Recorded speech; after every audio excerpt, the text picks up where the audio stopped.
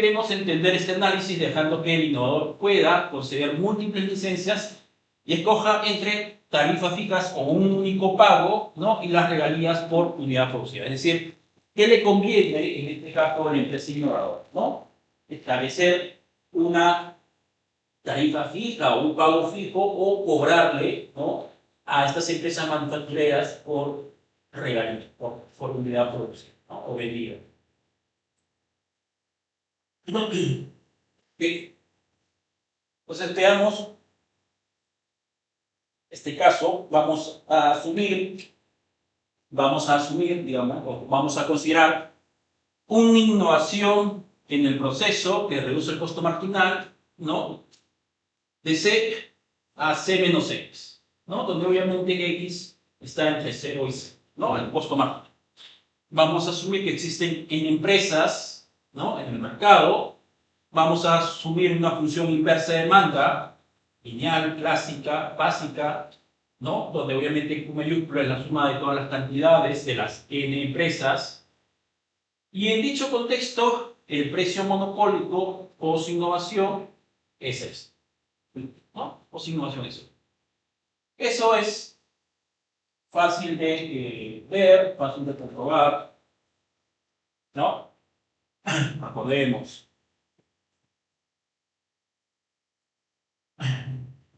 ¿No? El beneficio monopólico, ¿no?, luego de la innovación, como decíamos, era A menos Q, digamos, Q menos C sub 1 por Q, condiciones de primer orden, ¿no?, A menos Q menos C1 igual a 0, ¿no? Y entonces teníamos el Q monopólico igual a menos C1 sobre, ¿no?, y por tanto, el precio monopólico, reemplazando en la función inversa de demanda, era A más C1 sobre 2, ¿no? Pero ¿qué es igual a C1 en este caso, ¿no? El C1 es igual a justamente C menos X. ¿Correcto? Por tanto, en este caso, el precio monopólico es justamente eso. A más C menos X sobre 2, ¿no? ¿Correcto? Ese sí es. ¿Sí? Entonces, tenemos un precio monopólico luego de la innovación de este, ¿no? Mientras que el precio competitivo pre-innovación es igual al costo marginal, ¿no? Y vamos a imponer esta restricción, ¿no?, de C mayor a medios para que la innovación drástica sea posible. ¿Okay? Básicamente es eso, ¿no? Haciendo que C sea mayor que A medios, ¿no?, damos pie a que se pueda producir una innovación drástica. ¿Ok? Podemos innovación drástica, precio monopólico menor que el costo marginal original, inicial o sin innovación.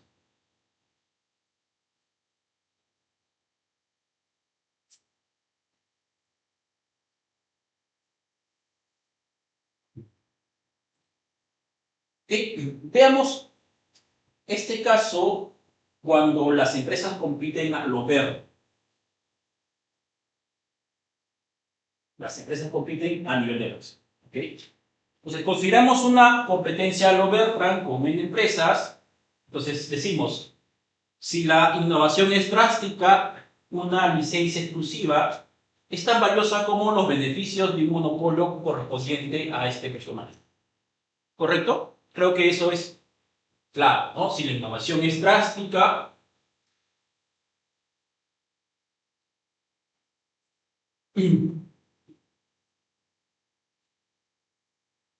lo que se generaba era esto, ¿no?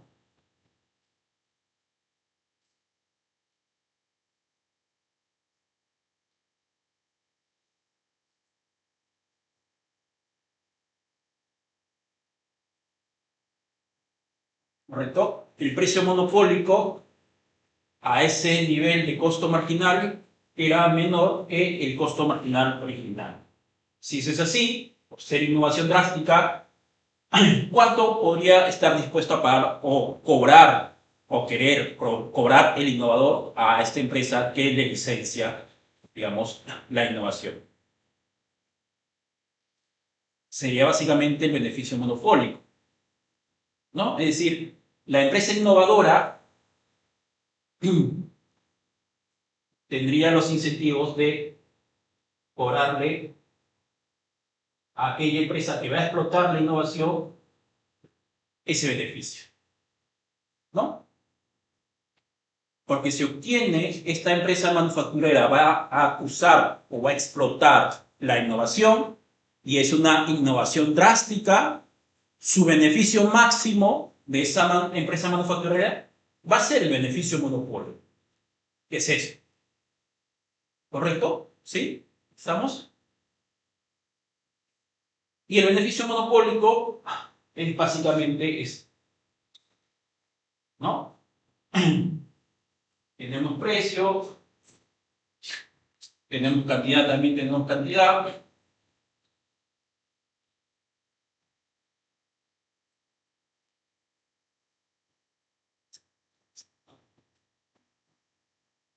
¿No? Precio, cantidad, y obtenemos el beneficio monopolio. Y es fácil ver que este es el beneficio monopolio, ¿no? Entonces, repito, en una innovación drástica, el innovador lo que va a pretender cobrarle es básicamente el beneficio monopólico derivado de la innovación. ¿Ok? Entonces, el innovador puede alcanzar dicho beneficio fijando una tarifa fija F igual justamente al beneficio monopólico, ¿no? Recordemos, hay dos formas que el innovador le puede cobrar, digamos, a aquella empresa manufacturera que va a explotar la innovación. O le cobra un pago fijo o tarifa fija o a través de regalías. Si le cobrase un pago fijo, ese pago fijo sería el beneficio monopolio. En cambio, si le cobrara regalías por unidad vendida, esa regalía sería igual a esto. ¿Correcto? Sería igual a esto. ¿Por qué igual a esto? Porque básicamente es el beneficio monopólico sobre la cantidad monopólica, ¿no? El R por regalías por la cantidad, porque le va a cobrar una regalía o un valor de la regalía por unidad producida, ¿correcto? Y eso se dan cuenta que es, ¿no? Es eso. ¿Ok? Entonces, ese sería el valor de la regalía, ¿no? En cambio, si la innovación es no drástica, entonces el titular de la licencia fijaría su precio justo por debajo del costo marginal sin la innovación y vendería una cantidad aproximadamente a C menos, A menos, ¿no? ¿Cómo sería eso? De nuevo, ¿no? ¿Cómo es la innovación no drástica?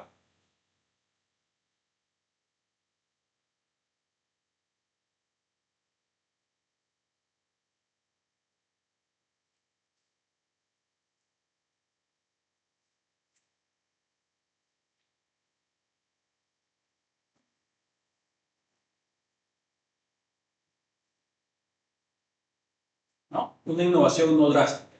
Por tanto, el innovador va a querer o va a pretender, digamos, cobrar básicamente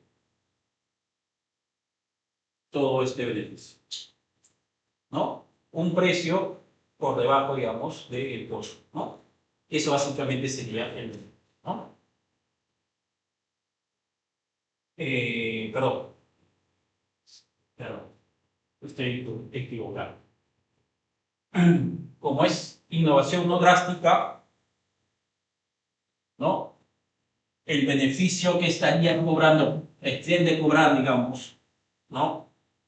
El innovador sería este. ¿Ok? Sería este. ¿No? Porque la empresa manufacturera tendría una ventaja en costos, entonces podría fijar su precio, digamos, más o menos, cercano al costo marginal, por tanto la empresa manufacturera tendría este beneficio, ¿no? Entonces la empresa innovadora pretendería cobrarle justamente ese beneficio, ¿no? Y como hemos visto, si esto es A, digamos, todo esto es igual a menos, ¿no? ¿Correcto? Sí. Sale. Por tanto, digamos, en este caso, como bien dice ahí, sería, ¿no? el beneficio sería más inmediato. ¿Ok? El beneficio sería ¿sí? X por A menos. ¿Ok? Entonces el beneficio sería X por A menos C, ¿no? Por tanto, si le quisiera cobrar el innovador un monto fijo, sería justamente S, X por A menos C, ¿no? Y si le quisiera cobrar por regalía, es decir, por unidad vendida, básicamente le cobraría el valor de la innovación, ¿no? ¿Correcto? ¿Se entiende? ¿Sí? ¿Se entiende? Por regalía es el valor de la regalía por la cantidad, ¿no? Y en este caso la cantidad es todo eso, esa menos. Entonces, para extraerle todo esto, la regalía debe ser igual al X, ¿no? ¿Correcto? Para extraerle todo esto. ¿Ok? Entonces, en esta situación, en un modelo que compite a lo Bertrand, queda claro que si aplicas un pago fijo o aplicas regalías, el beneficio del innovador es el mismo, ¿no? Si aplicas, por ejemplo, en este caso donde hay innovación drástica, aplicas un pago fijo y este pago fijo es igual a todo esto, ¿no? Es el mismo resultado si aplicas regalías, ¿no? Y las regalías está dado por este valor, ¿no? Y las regalías está dado por este. ¿Ok? Es lo mismo. Regalías por cantidad debe salir lo mismo, ¿no? Y si la innovación es no drástica, lo mismo, ¿no? Si el innovador le quiere cobrar un pago fijo a la empresa manufacturera, sería igual a todo este beneficio.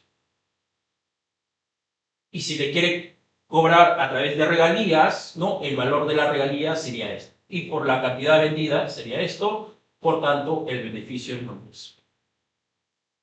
Entonces, en un modelo que compiten a lo Bertrand, independientemente si es innovación drástica o si es innovación no drástica, el beneficio va a ser indistinto si cobra por un pago fijo, tarifa fija o regalías. Por tanto, le es indistinto en este sector.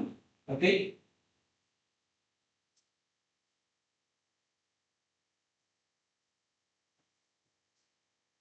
Pues ahí, si un innovador externo licencia su innovación en el proceso a una industria que compite a lo Bertrand, escoge actuar una licencia a una tarifa fija u ofrecer licencias a cambio real. No le es indistinto, ¿ok? Porque puede llegar al mismo beneficio.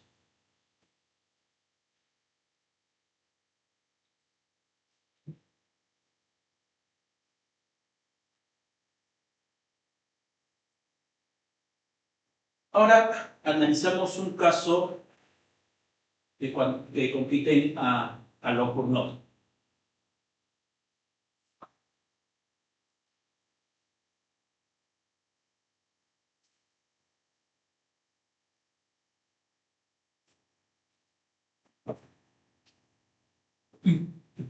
Cuando compiten a la Cournot, ¿eh? Se genera un proceso, ¿no? En tres etapas. En la primera etapa, el innovador, ¿no? Está entre decidir entre fijar una tarifa fija, un pago fijo o una tarifa de regalías por unidad producida, ¿no? Entonces, en esta primera etapa, ¿no? El innovador plantea, digamos, entre una tarifa fija, ¿no? O un pago de regalías, ¿no? El innovador. ¿Ok? En una segunda etapa, las dos empresas fabrican simultáneamente o deciden, perdón, simultáneamente si aceptan o no la oferta, ¿no? Entonces, deciden simultáneamente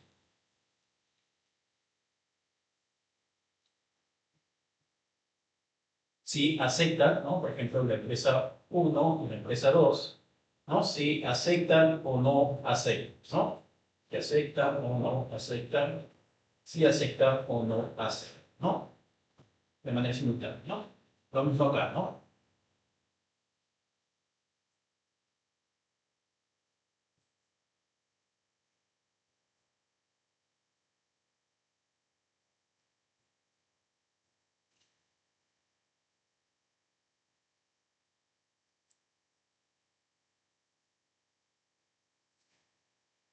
¿Ok? Y ese es en la etapa 2, ¿no? Y en la etapa 3, las empresas compiten a lo por no en el mercado de productos, ¿no? Entonces, etapa 3, digamos que compiten a la por ¿no?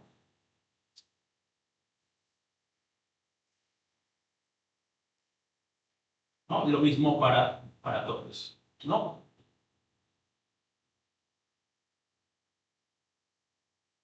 ¿Ok? Lo mismo para todos. ¿Ok? Entonces, como se van a dar cuenta, digamos, y esto vamos obviamente a resolverlo, como sabemos hacerlo, por el método de inducción hacia atrás, ¿no? Entonces, como se dan cuenta, básicamente, los últimos nodos, ¿no? Que es en la tercera etapa, ¿qué implica? Implica, por ejemplo, en este nodo de decisión, ¿no? En este nodo de decisión, implica que ambos han aceptado, ¿correcto? Ambos han aceptado. En este nodo de decisión implica que uno aceptó y el otro no aceptó. En este nodo de decisión, uno no aceptó y el otro no aceptó. El otro aceptó. Y bueno, este último donde nadie acepta, ¿no? Este resultado queda claro que es el clásico de Cournot, ¿correcto? Con el costo marginal C, sin innovación. ¿Sí? Nadie se aceptó y por tanto. Y acá lo mismo, ¿no? Acá lo mismo. ¿Ok? Entonces, ¿qué encontramos acá? Tenemos que encontrar los equilibrios, ¿no? Los equilibrios de Nash en las diferentes situaciones. ¿Okay? Llevamos los equilibrios de Nash, en esta tercera etapa lo llevamos acá, resolvemos, ¿no? Y lo llevamos aquí. ¿No? Entonces, al final, vamos a tener que eliminar los subjuegos, ¿no? Y vamos a tener unos pagos correspondientes a ambas situaciones y justamente la idea es comparar. ¿Qué le conviene al innovador? Tarifa fija o un pago fijo o un pago por regalías. ¿Correcto? Es al final lo que se busca. Saber qué le conviene al innovador. Y obviamente la respuesta pasa por qué situación le da mayor beneficio. ¿Ok? ¿Qué situación le da mayor beneficio?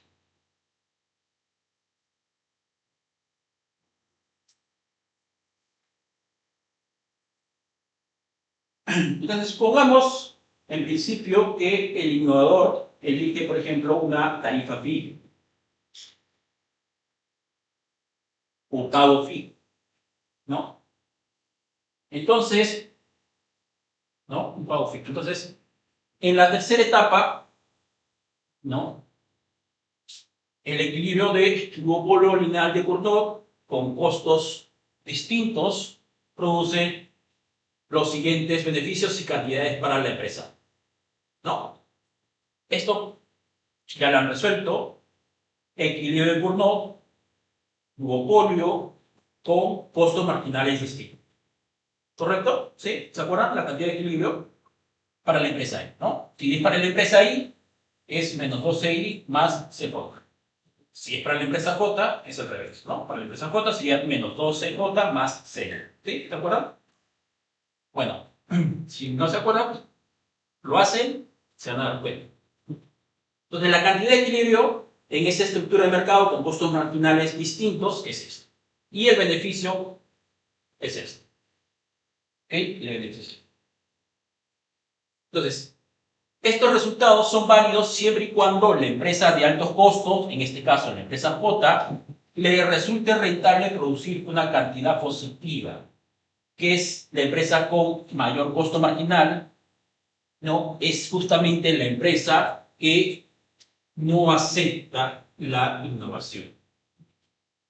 ¿Correcto? La empresa que no acepta la innovación Entonces, esa empresa se va a quedar con el costo marginal sin innovación, que como hemos definido, siempre es mayor que con innovación, ¿no? Entonces, ese es el, digamos, ese es el papel que cumple en este caso la empresa, ¿no?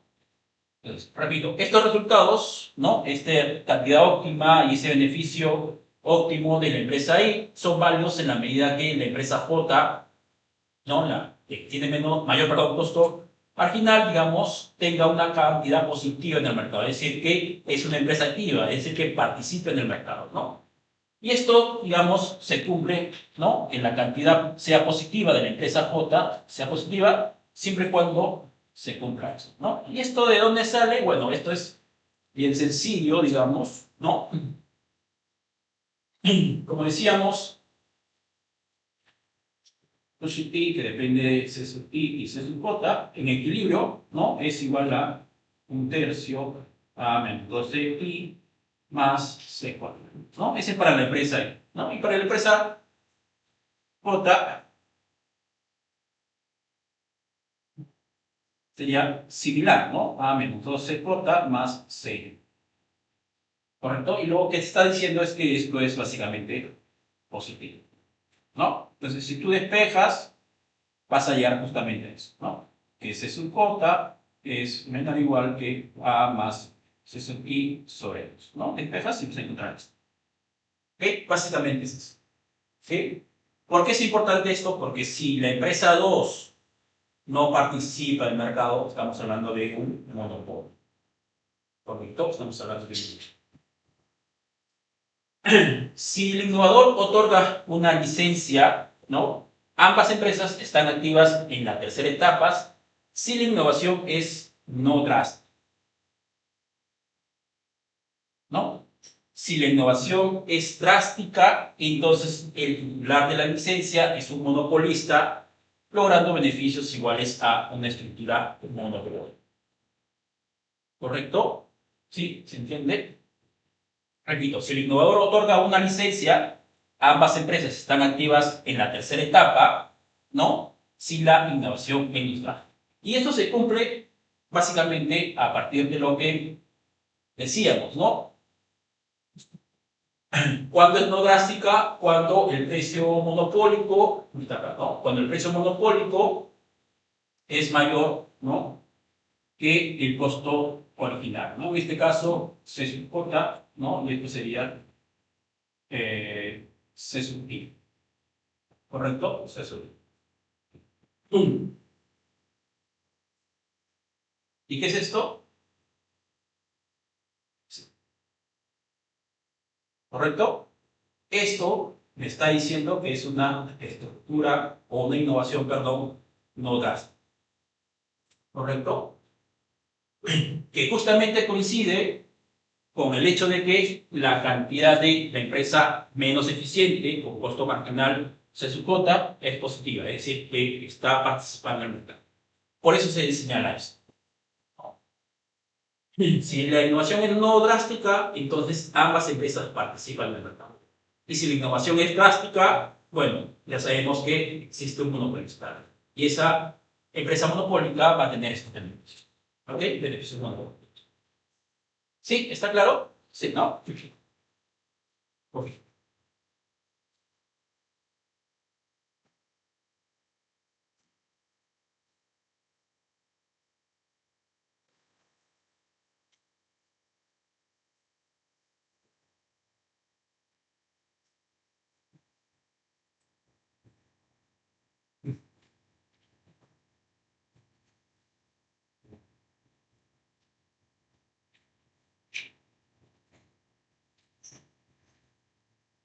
Entonces, en la segunda etapa, aceptar o no aceptar, digamos, va a depender de si la innovación es drástica o es no drástica, ¿no? Que las empresas acepten uno u otro, digamos, va a depender si es drástica o no drástica.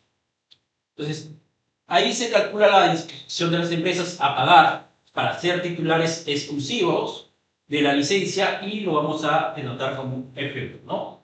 F1 representa, digamos, lo que están dispuestos a pagar las empresas por ser los únicos en la titularidad de la innovación, de la patente, ¿no? Y F2 va a representar, digamos, los beneficios, ¿no?, que las empresas acepten que no sean las únicas en ser los dueños de la patente. ¿Ok? O sea, van a aceptar este escenario y en el otro caso es este o este escenario. ¿Sí? Básicamente lo mismo. Ok. Entonces, si fuesen de titularidad exclusiva, ¿no?, y la innovación es no drástica, entonces el beneficio es justamente, ¿no?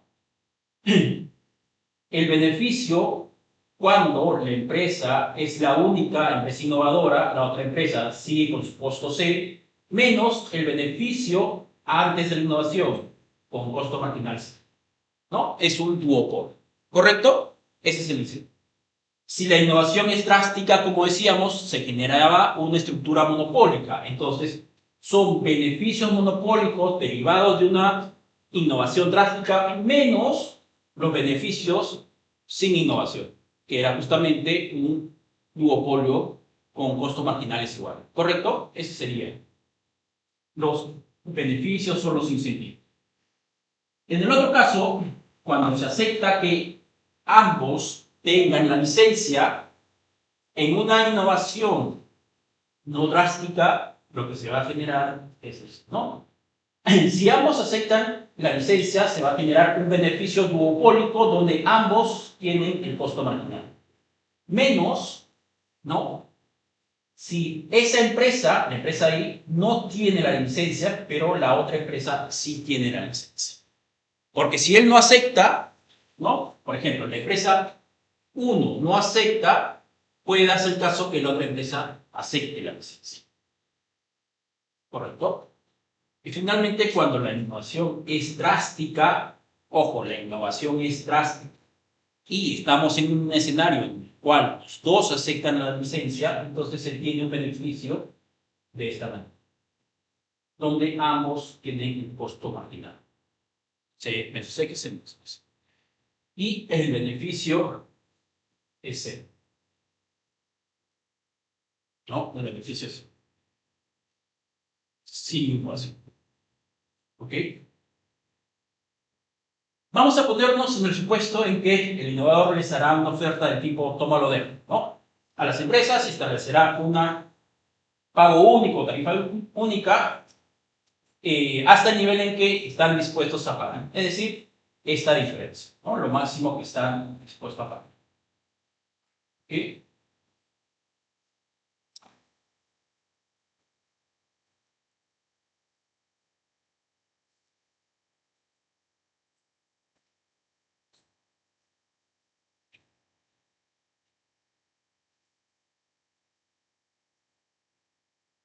Entonces, para las empresas les resulta más beneficioso, ¿no?, tener una licencia exclusiva, obviamente si el beneficio por esa licencia es mayor que 2 veces el beneficio de compartir la licencia, ¿no?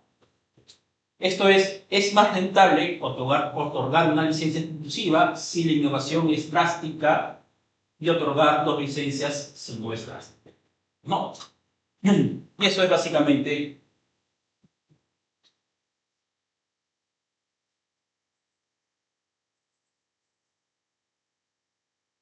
comparando los beneficios, ¿no? Cuando F1 es mayor que 2 F2.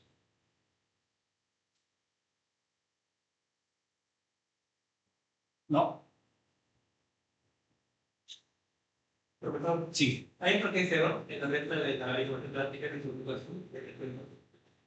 Sí.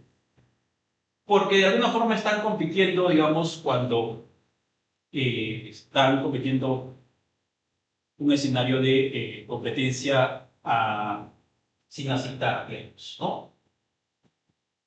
Si bien es cierto están compitiéndolo por no, digamos que el beneficio que ellos ponen cuando la innovación es drástica es porque, como es drástica, si yo no acepto, mi beneficio va a ser cero,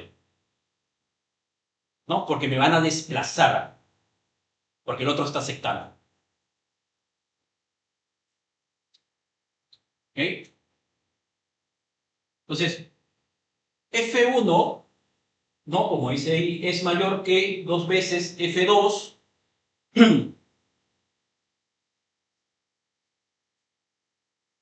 ¿No?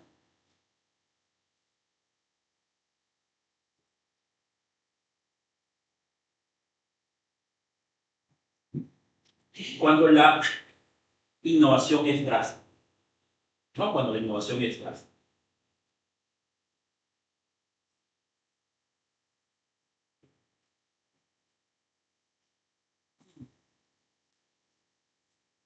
Esta diferencia, digamos, es mayor que 2 veces esta diferencia cuando la innovación es drástica. Y cuando la innovación es drástica, se cumple lo contrario, ¿no? Se cumple lo contrario. ¿Ok?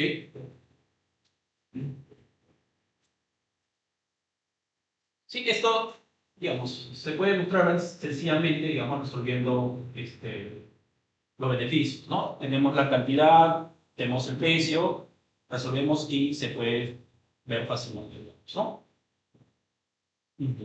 Eso. Entonces se cumple eso, ¿no? Se cumple eso, ¿no? Que cuando la innovación es práctica, digamos, F1 es mayor que 2 veces F2, ¿no? Por tanto, es más conveniente. Y cuando es no drástica, se prefiere compartir, digamos, la licencia, ¿no? ¿Ok?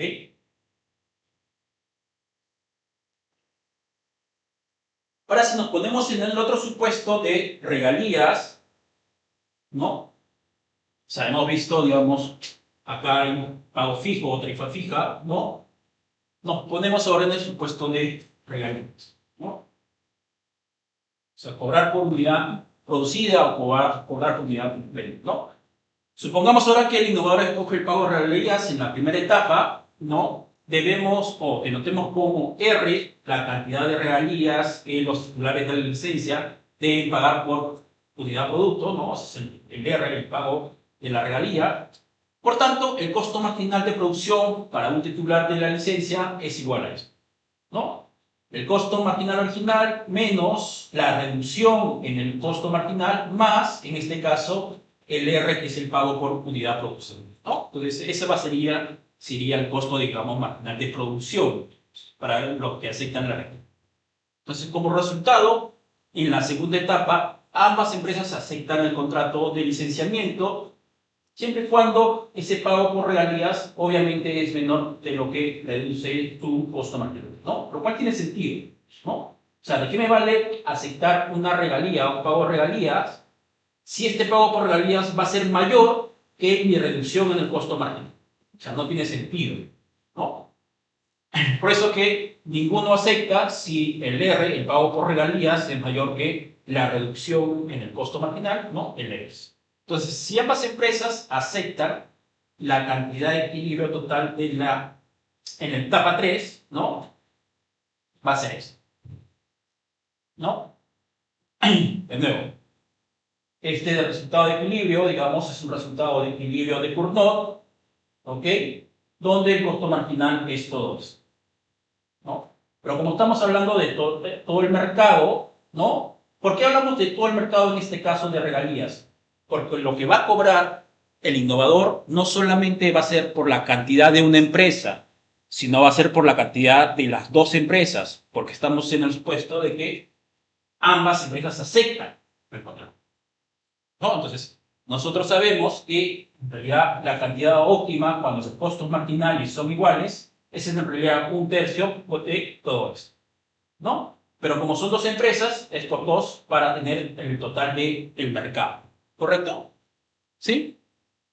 ¿Sí, no? ¿Ok? En equilibrio.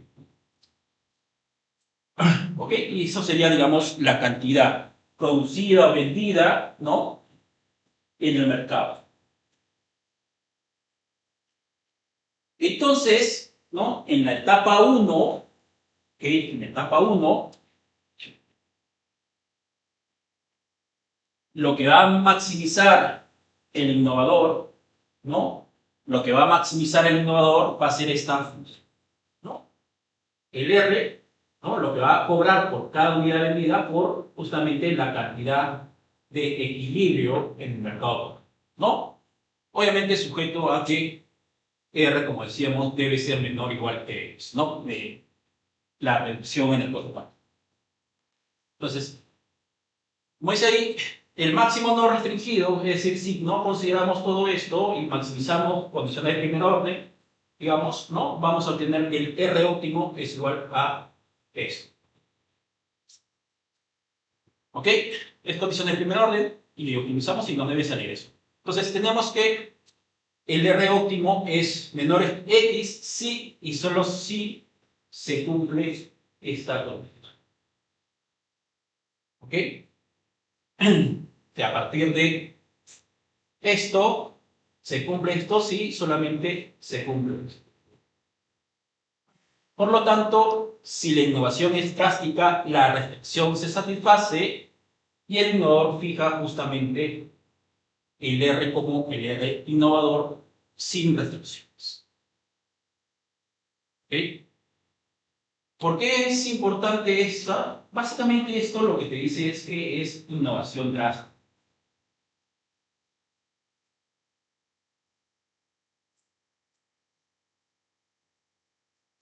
Esta condición es una condición de innovación drástica. De nuevo, es drástica porque el precio monopólico es mayor que el costo. Con este costo, deriven y encuentran el precio monopólico. Comparen con el costo original y en realidad les debe salir esta condición. ¿Ok? De innovación drástica. Por eso se dice que este R óptimo, digamos, tenemos para que R se cumpla esta restricción, solo si se cumple esto, ¿no? Y esto básicamente es una condición de innovación drástica. De nuevo, para que encuentren esta condición, justamente hagan el ejercicio de comparar la innovación drástica y deben encontrar esto, ¿no? Lo cual garantiza que la innovación sea drástica, ¿no? Como dice ahí, por lo tanto, si la innovación es drástica, ¿no? La restricción se satisface y el innovador fija justamente su regalía a la regalía óptima sin restricción, ¿no? Y si eso es así, los ingresos de licenciamiento correspondientes, digamos, a una innovación drástica, ¿no? Que vamos a denotar como R sub T, es igual a esto, ¿no? Es igual a esto. Que no es más que reemplazar el R en funcionalidades. Solo es eso. ¿Ok? De otro modo, si la innovación es no drástica, ¿no? Drástica, no drástica. ¿Sí? Así es eso. Tenemos una solución esquina, ¿no? Es decir, que el innovador, en este caso, va a fijar un R igual a la reducción en el costo máximo. R igual a X. Recordamos, X es la reducción del costo máximo, ¿no? Entonces, si la innovación es no drástica, hay una solución esquina, es decir, R es igual a la reducción del costo marginal, lo que produce ingresos de licenciamiento de esta manera, ¿no? Recordemos, en este caso, digamos que nuevamente es el beneficio, ¿no? R igual a X, reemplazamos y nos debe salir. ¿Sí? Así es eso.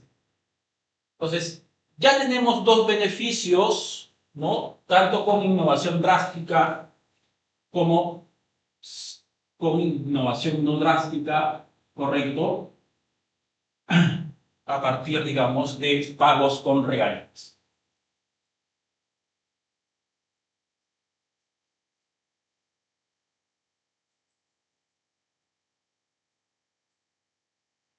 Entonces, como dice ahí, ahora estamos en posición de resolver para el comportamiento óptimo del innovador en la primera etapa, ¿no? Es decir, tenemos los beneficios con pago fijo, tarifa fija, y tenemos los beneficios con regalías, tanto en innovaciones drásticas como en innovaciones no drásticas. ¿Correcto? Entonces, para innovaciones drásticas, la comparación es entre el F1, ¿no? Porque recordemos, Cuando era innovación drástica, lo óptimo era F1, ¿correcto? Cuando era innovación drástica, lo óptimo era F1, ¿no? Y como vemos, es todo esto, ¿correcto? Y obviamente RD, ¿no? El beneficio de RD.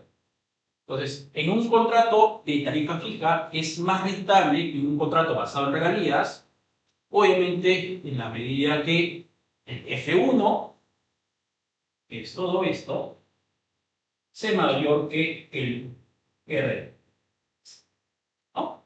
Estás comparando básicamente esos dos beneficios en un escenario de innovación drástica.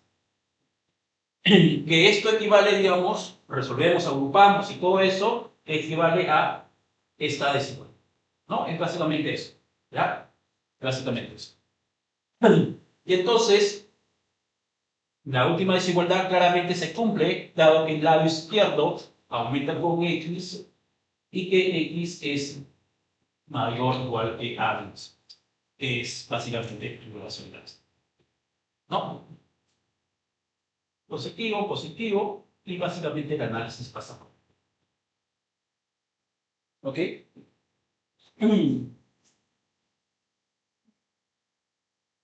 Perdón.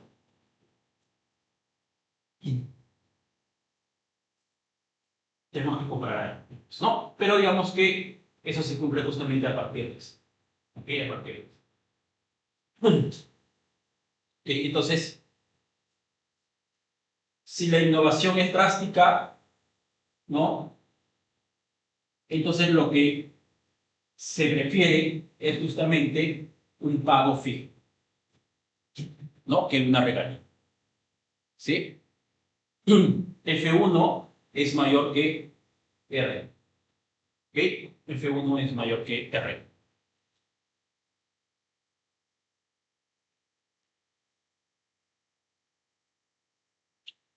Y si la innovación es no drástica, ¿no? Cuando la innovación es no drástica y hablábamos de un pago fijo, lo que les convenía era 2F2, ¿no? Ese es el beneficio que obtendría, ¿no? El innovador. Y bueno, lo comparamos con RND, ¿no? ¿Ok? De un pago por regalo. Entonces, básicamente lo que comparamos es eso, ¿no? Entonces, se prefiere una tarifa fija o pago único en la medida que los F2 sea mayor que RN, ¿no? Que no es otra cosa que eso. ¿Ok? Entonces, comparamos ambos, ¿no? Comparamos ambos y queda claro que 2F2, ¿no? Es mayor que RN. ¿Sí? Es claro, ¿no? Sí. Por tanto, en este escenario, cuando las empresas compiten a lo Cournot, ¿no? Cuando las empresas compiten a la Cournot, la empresa innovadora siempre va a preferir un pago fijo, independientemente si la innovación es drástica o no drástica. Las empresas van a preferir aplicar un pago fijo. ¿Ok?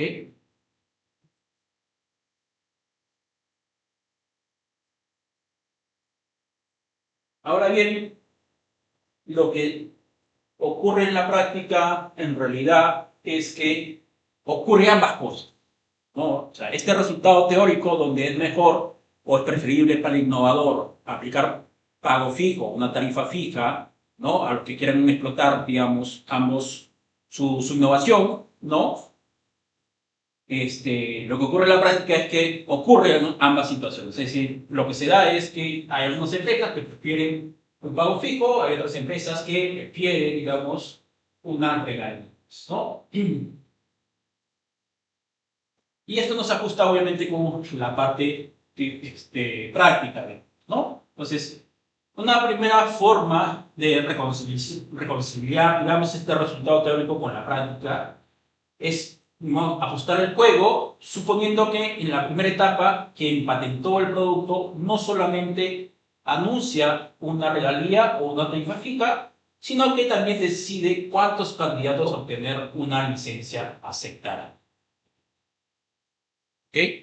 Es decir, no solamente dice, voy a querer un pago fijo o voy a requerir una regalía, sino también señala que cuántos licenciatarios o licenciamientos va a aceptar, ¿no? Nosotros hemos puesto un ejemplo con 2 empresas, pero esto se puede generalizar para N empresas.